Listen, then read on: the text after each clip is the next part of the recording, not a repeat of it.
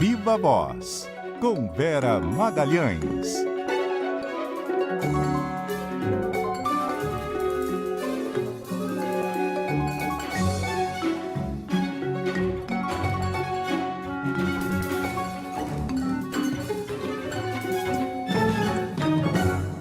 Vera Magalhães conseguiu participar, nem mesmo um Viva Voz mais curto, mas está aqui com a gente hoje. Tudo bem, Vera? Boa noite. Oi, Débora. Oi, Carol. Boa noite para vocês. Realmente, hoje eu tive uns contratempos aqui, mas um dia de tanta notícia, tanta apuração, não podia deixar de fazer um Viva Voz mesmo mais curto. Oi, Vera. Boa noite. Vera, então vamos começar pelos assuntos que estão pegando fogo lá em Brasília. Nesse momento, a discussão da PEC da blindagem na Câmara. Há uma semana ou 2 semanas falávamos aqui, a PEC tinha sido enterrada, né? E você ainda chamava a atenção. Foi enterrada, mas podem ressuscitar. Não sabemos quando. Foi mais rápido do que esperávamos, né? Muito mais rápido do que esperávamos, Carol, Débora, e faz parte de uma espécie de um acordo tácito, e no qual se imagina que com isso se pode derrubar aquela versão mais ousada e mais vale tudo da anistia, aquela anistia ampla, geral e restrita e para todo o tempo. Acontece que eu não sei se não se corre o risco de aprovar a PEC da blindagem, como se vai aprovar realmente agora, e ainda assim o governo não ter maioria para derrubar a anistia ampla. Então, eu acho que a gente pode estar assistindo a Câmara aí para um tudo ou nada. E um tudo ou nada de liberar geral e um vale tudo, sem que o presidente da Câmara consiga conter esse movimento. Talvez sem que ele, inclusive, deseje conter de todo esse movimento. Com a PEC da blindagem, por exemplo, ele resolveu matar no peito e levar adiante. Ele foi procurado por lideranças de vários partidos, lideranças muito próximas a ele, do Centrão, como o deputado Luizinho, por exemplo, que é um dos mais próximos a ele, ficou claro que ele entendia que era um desejo meio suprapartidário da casa, que esse projeto fosse votado e aprovado, e topou assumir o desgaste. Topou, inclusive, levar a votação sabendo que tem um desgaste imenso na sociedade.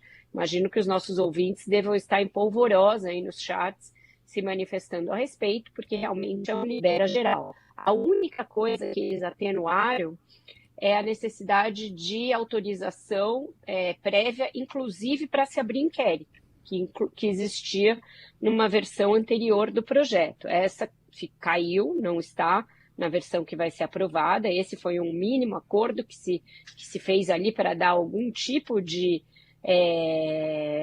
aspecto mais ou menos aceitável para algo que é inaceitável, mas segue todo o resto, né? A necessidade, sim, de aprovação das mesas das casas para processos, para abertura de ações, portanto, para que se tornem réus, a discussão toda de foro privilegiado, enfim, todo o resto segue intacto ali no texto. A única coisa que deverá cair pelo acordo que eles fizeram é essa de que precisaria autorização da casa, a que faz da parte parlamentar, né, seja deputado ou senador, para que sequer se abra uma investigação, se abra um inquérito.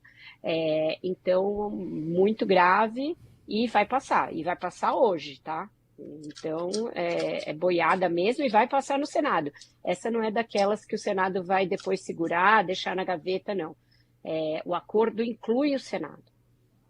Espírito de corpo geral. Ainda tem a cereja do Sandro e a possibilidade de foro para presidente de partido, gente. Esses caras que são donos de legenda, tipo Valdemar Costa Neto, né? Praticamente presidente vitalício do PL. Vai ter foro vitalício sem ter mandato parlamentar? É bizarro. Isso que antes eles criticavam o foro, né? No caso do Bolsonaro, diziam que ninguém ali tem foro, que deveria descer tudo. Então você veja que a questão do foro é uma das mais convenientes. Ela muda de acordo com a conveniência do político em questão, né? E tem a urgência da anistia, do PL da anistia, pode ser pautado amanhã. O governo está correndo contra o tempo aí para tentar impedir que a urgência seja aprovada, mas também parece que está perdido, né? Eu acho que ninguém tem certeza, Débora, se vai conseguir fazer essa derrubada, né? O que aconteceu? E o que eu apurei? O presidente da Câmara veio a São Paulo no domingo, juntamente com o senador Ciro Nogueira, que é um dos seus mais próximos conselheiros, para o bem e para o mal, e ambos estiveram com o governador Tarcísio, e foi por isso que o Tarcísio abortou a ida a Brasília, para tratar desse assunto. Ele disse que não achava que passaria a anistia ampla e que, portanto, pautaria a urgência para derrubar, tentaria fazer um acordo em que se pautasse a urgência para que ela fosse derrubada. E aí parece que todo o resto é meio uma compensação ao fato de que ele não se comprometeu com uma anistia ampla como desejava a base bolsonarista mais radical. Mas nessa conversa se disse que não tinha clima junto ao Supremo para se aprovar uma anistia ampla, uma vez que o próprio Supremo já deixou muito claro que vai derrubar se isso passar. Então parece que todo o resto é para dar uma acalmada no Centrão e com isso tentar fazer com que o Centrão vote contra a ideia da anistia ampla, entendeu? Então você compensa o Centrão com a PEC da blindagem e em troca de uma garantia de que eles não votarão uma anistia ampla. Mas você percebe o risco que se corre com um tipo de acordo nas barbas, ali no fio do bigode, num tema tão delicado para o país, para as instituições, para o futuro de qualquer investigação, para a decência mais básica. Você faz um acordo dessa natureza envolvendo duas matérias de muita importância, de muita gravidade, como se uma coisa compensasse a outra, como se fossem coisas comparáveis, como se fossem coisas intercambiáveis, quando não são. Então é esse tipo de acordo que está sendo feito pelos nossos excelentíssimos políticos na calada da noite, no escurinho dos gabinetes. Vamos ver se a gente não corre um risco de que seja aprovado tudo, e até o que era para compensar, não sei o que, fique para trás, e aí passa tudo. Vamos ver o tamanho da boiada, que vai passar muito boi, a gente sabe, mas o tamanho da boiada ainda está para ser visto.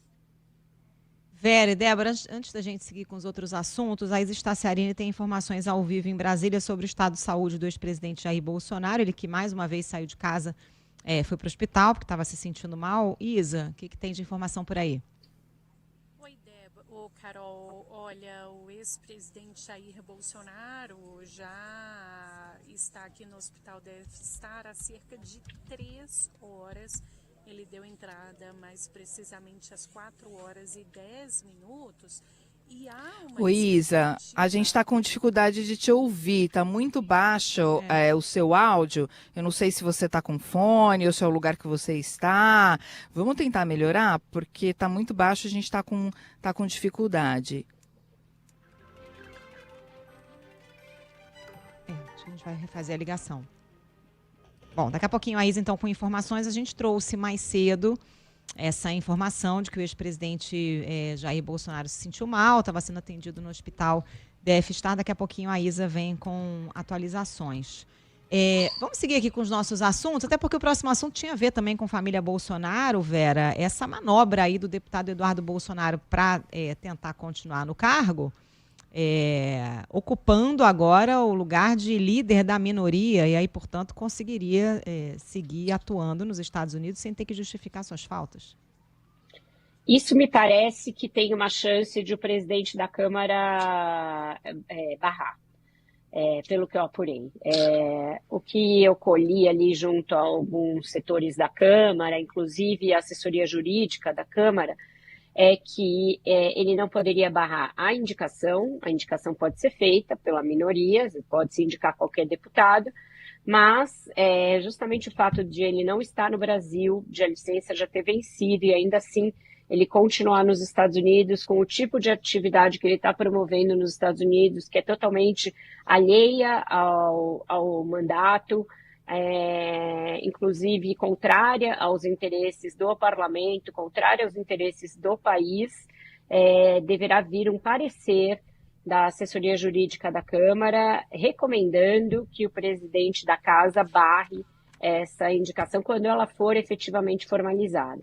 Eu não sei se o deputado Sóstenes, enfim, quem quer que seja o responsável pela indicação já a formalizou, mas uma vez protocolada na mesa da Câmara, deverá ser enviada para um parecer da assessoria jurídica e, diante de um parecer contrário, aí sim, o presidente da Câmara diria que não é possível, com base técnica e jurídica, a indicação de um deputado que está fora do país para exercer esse crime. Então, o script que está desenhado é esse. Se o presidente Hugo Motta vai ter força o suficiente, se ele vai ter disposição para isso, para comprar essa briga, aí sempre aquele segundo capítulo. A gente tem visto muita oscilação em tudo que depende do exercício da autoridade por parte do presidente da Câmara. Ele vai, ele volta, ele é convencido por um, ele é pressionado por outro. O fato dele ter tido um apoio muito amplo em todas as bancadas o torna meio devedor de todas as bancadas, e aí uma hora ele quer acenar o governo, outra hora ele quer acenar a oposição, e quem realmente atua assim acaba ficando como uma biruta de aeroporto.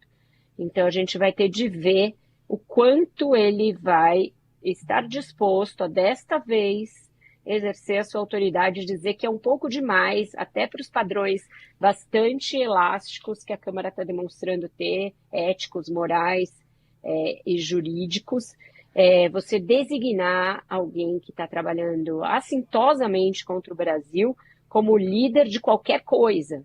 Ele não lidera nada, ele lidera uma tentativa de ferrar com o Brasil. Isso é a única coisa que o Eduardo Bolsonaro lidera hoje, de salvar a pele do seu pai. Imaginem que ele esteja liderando votações, liderando a bancada a partir dos Estados Unidos, com o tipo de agenda que a gente tem visto que ele tem lá, que se dedica o dia inteiro a ser recebido por funcionários do governo Donald Trump para tramar alguma coisa contra o Brasil, contra os interesses do Brasil. Então, eu acredito que neste caso, o Hugo Motta vai ter subsídios técnicos e jurídicos para fazer o que se espera, né? O mínimo de decência, que é barrar uma coisa nonsense como essa. Vera, perguntei isso para o Bronzato, vou perguntar para você. Como é que fica a reputação do Hugo Motta, o prestígio dele, diante de tudo isso que está acontecendo? A PEC da blindagem voltando, o PL da anistia efervescente. Hugo Motta começou ali como um cara conciliador, fala mansa, com apoio, se comprometeu com várias bancadas, como você bem disse. Como é que está sendo visto agora? Bom, provavelmente por esses que vão se beneficiar desses temas absolutamente alheios aos interesses do país, está sendo visto como um brother, né? Pusemos um brother ali na presidência e ele está agindo em nosso favor. É nós, o Hugo Motta é nós, deve estar assim. Por quem tenha um mínimo de responsabilidade com o país, seja no próprio parlamento, eu acredito que ainda restem alguns por lá, seja nos outros poderes, seja na pobre da sociedade civil, que tem que ficar vivendo de eita atrás de vixe, está sendo visto como alguém que não tem a menor condição de exercer esse cargo, não tem maturidade, não tem pulso, não tem autoridade, não tem história, né? Porque alguém que tem um mínimo de história e biografia zela por isso e não se deixa levar por qualquer pressãozinha vinda dos interesses mais escusos. E é isso que ele está fazendo, está se deixando pautar pelos interesses mais escusos e perdendo tempo de produzir coisas que aí sim poderiam ser um legado da passagem dele pela presidência da Câmara, né? A gente vê que, enquanto se está discutindo isso, e o projeto do IR está lá na fila, aguardando para ser votado. Retomamos o contato com a Isa Staciarini. Oi, Isa. Oi, Carol. Agora sim, o ex-presidente Jair Bolsonaro já está quase 3 horas aqui no Hospital Deve Estar, Carol, e há uma expectativa, uma previsão de que ele possa passar a noite aqui. Isso porque um dos médicos que o acompanha, o Cláudio Birolini, ainda está em viagem nesse trajeto de São Paulo para Brasília, justamente para atender a Bolsonaro. Daqui a pouco, o filho do ex-presidente, o senador Flávio Bolsonaro, deve falar com a imprensa aqui na porta do hospital onde eu estou. Há uma expectativa de uma entrevista dele às 7 horas da noite, lembrando que Flávio Bolsonaro acompanha o pai nesse atendimento médico no 2º andar do edifício Deve Estar do hospital, mais precisamente aqui em Brasília. Uma outra informação é que a segurança está bastante reforçada com policiais penais armados, não só na entrada do hospital, como também na garagem, inclusive na porta do quarto do ex-presidente Jair Bolsonaro, isso porque ele é proibido de receber visitas. É com você.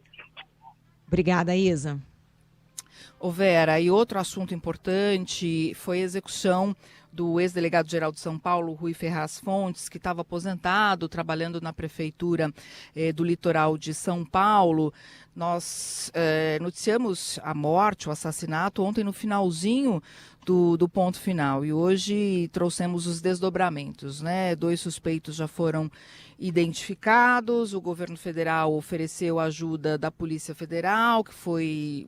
No caso, o secretário de Segurança Pública, o Guilherme Derrite, de São Paulo, agradeceu. Quem vai tocar é a Polícia de São Paulo. Mas esse caso em si mostra a força do crime organizado, né, Vera? Que tem uma dificuldade muito grande de ser combatido. As investigações ainda estão em andamento, mas há uma linha de investigação de que tem a participação do PCC e há uma dificuldade muito grande no combate a essa facção criminosa, a várias facções criminosas. De que forma esse episódio respinga em Tarcísio de Freitas e daqui para frente? Como é que o governo vai lidar com isso?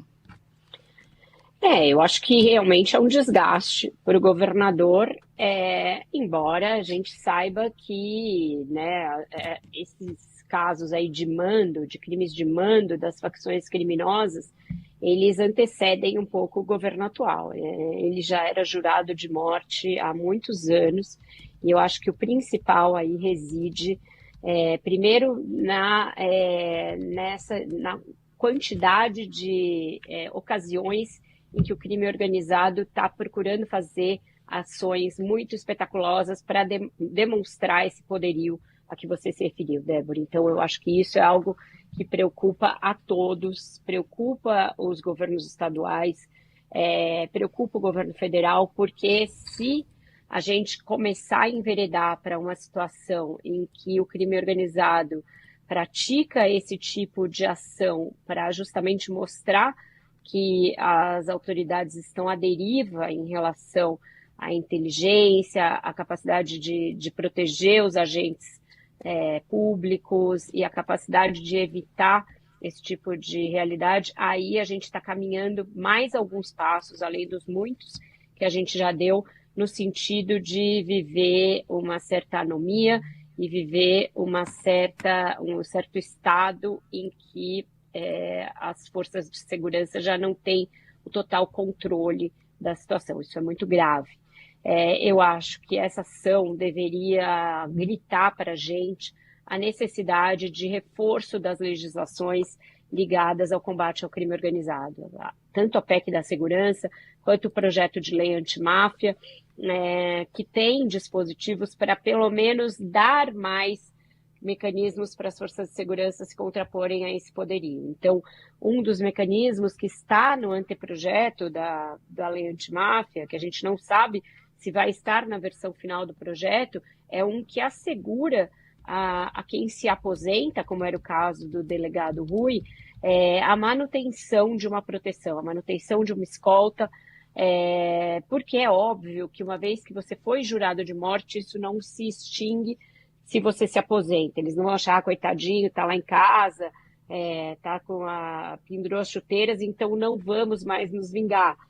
Pelo contrário, é nesse momento em que a pessoa sai do radar, que ela está mais vulnerável, que ela passa a ser um alvo mais fácil para as facções criminosas. Então, isso é urgente, uma maneira de proteger os agentes que enfrentam o crime organizado, e esse delegado era um dos pioneiros e um dos maiores entendedores da lógica, da dinâmica do PCC, tanto que foi um dos que bolaram esse esquema em que os chefes da facção ficaram isolados, e isso foi o que fez com que ele ficasse jurado de morte, mas a gente sabe que eles não vão parar por aí. Então, eu acho que tem um desgaste grande para o governo de São Paulo, sim, ainda mais quando se faz o contraste entre que isso tudo está rolando e o governador está muito envolvido em outras questões políticas alheias ao governo do Estado, mas também tem aí uma grande fonte de preocupação para todo o país, também para o governo federal. Vera, antes de dar tchau, só queria trazer aqui os principais números da pesquisa Quest, que acabou de ser divulgada para o G1 e para a Globo News, sobre a anistia. 41% dos entrevistados são contra a anistia, 36% são a favor, para todos, incluindo o ex-presidente Jair Bolsonaro, e 10% disseram ser favoráveis à anistia só para manifestantes do 8 de janeiro. Daqui a pouquinho a gente vai trazer mais detalhes sobre essa pesquisa, mas só queria registrar aqui porque foi um dos nossos temas. Vera, muito obrigada, viu? Até amanhã. Obrigada, meninas. Um ótimo jornal para vocês e até amanhã. Beijo, Vera.